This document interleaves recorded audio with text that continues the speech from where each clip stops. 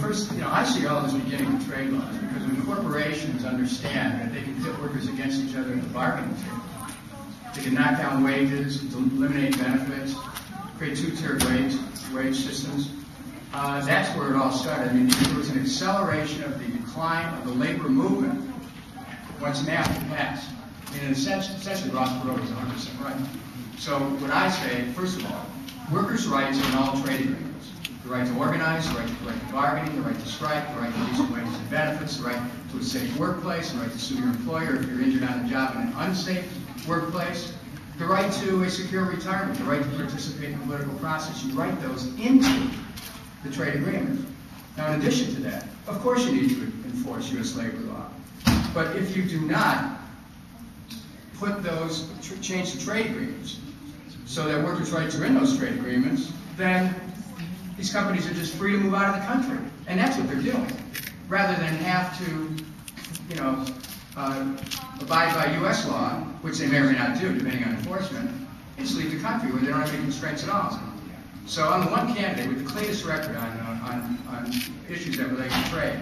Actually, the Citizens for Fair Trade, the Trade Watch, my rating was like 93%, only because I missed the vote, wasn't 100.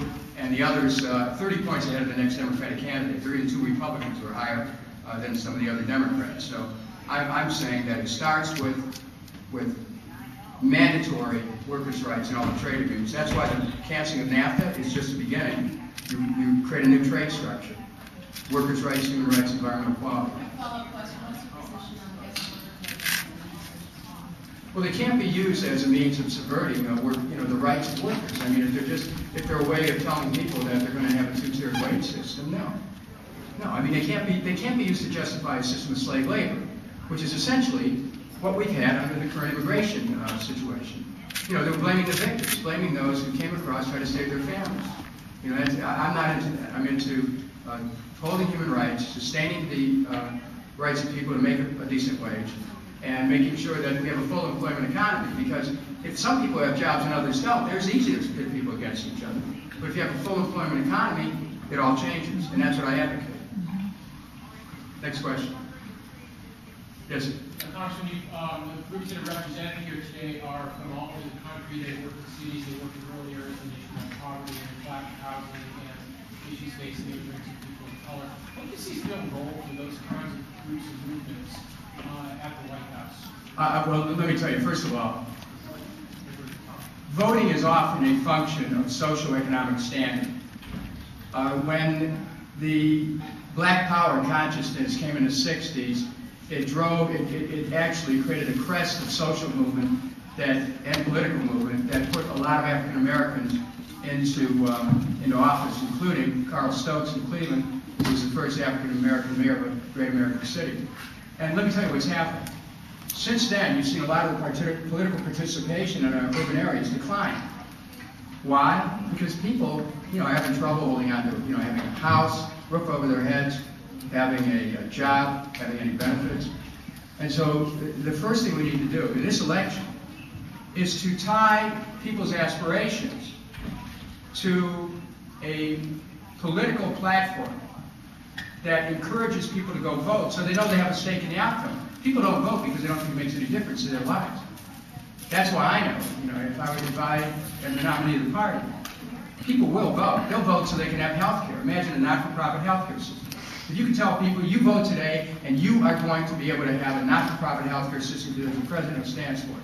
If you tell people you vote today and you have the first chance to make sure that every child in your family from age 3 all the way through to including college will be able to go tuition-free to public college university, people will participate. If you tell people you have someone running for president who stands for a full employment economy so you vote to have a job, people want jobs, they want handouts. And so what I believe needs to happen is that the Democratic Party needs to have a candidate that really understands where people's practical aspirations are. And I do. I mean, that's why I feel that above all the candidates, that I'm the one that's most likely to be able to deliver a victory for the Democratic Party based on the fact that I can rally the American people for jobs, health care, education, housing, and all those things that relate to people's practical aspirations.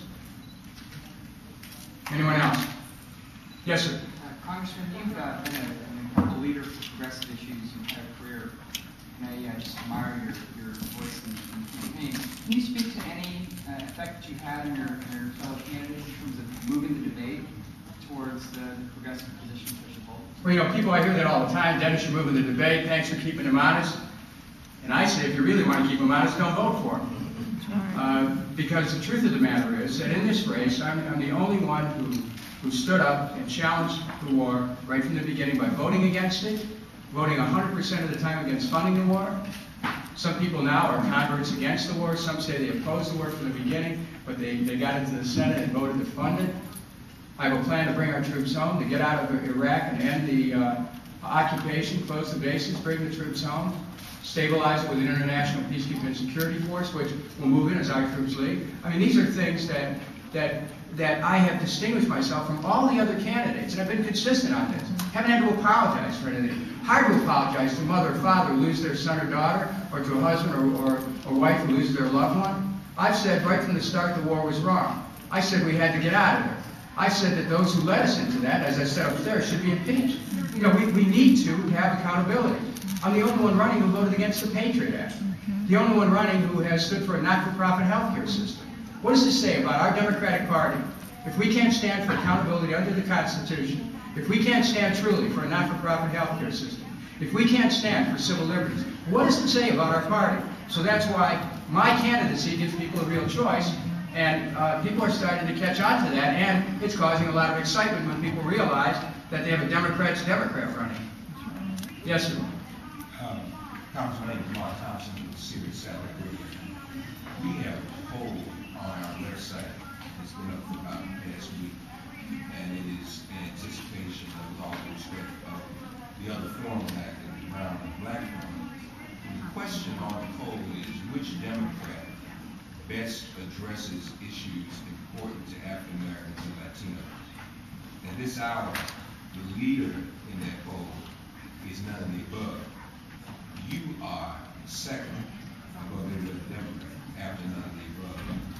Why do you think that when it comes to African American and Latino issues, people feel that the overall field is not doing enough to address it, and of the others in the overall field, you are above them?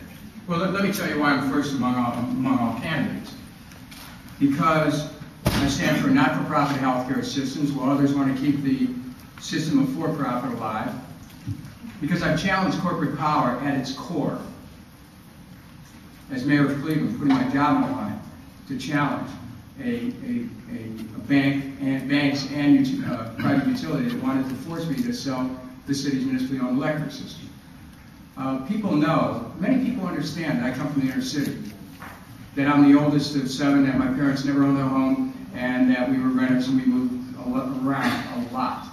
And because of that, my sympathies are directly connected to people's practical aspirations, to jobs, to health care, to education, to housing, retirement security. These are things that mean something to people. Now, having been a councilman, having been a clerk of courts, having been a mayor of the city, I understand the process within the community, legislative, executive, judicial. I relate to people better. So I think that's part of it. But the other part of it is that people of color in particular understand the failures of this system. And they know their own when somebody stands up and challenges that system at its core, challenges an unjust war, challenges the exploitation of people in other countries, prepares to bomb people in Iran, you know, when even the planning for that is a war crime. So I think that that my positions people identify with because I identify with them, because that's where I come from, because I don't really see the divisions of color. I mean, we talk about community values, okay? This is a process that I come from. You know, I grew up in integrated neighborhoods. My neighbors today, in the home that I live in Cleveland, Ohio, which I bought for $22,500 in 1971, my neighbors happen to be people of color, they're Hispanics, they're Latinos, they're African Americans, they're people from various countries. And you know what? We all have the common concerns. So, you know, I think I'm able to relate to people because that's where I come from. You know, that's something you can't get an advisor that tells you how to do it.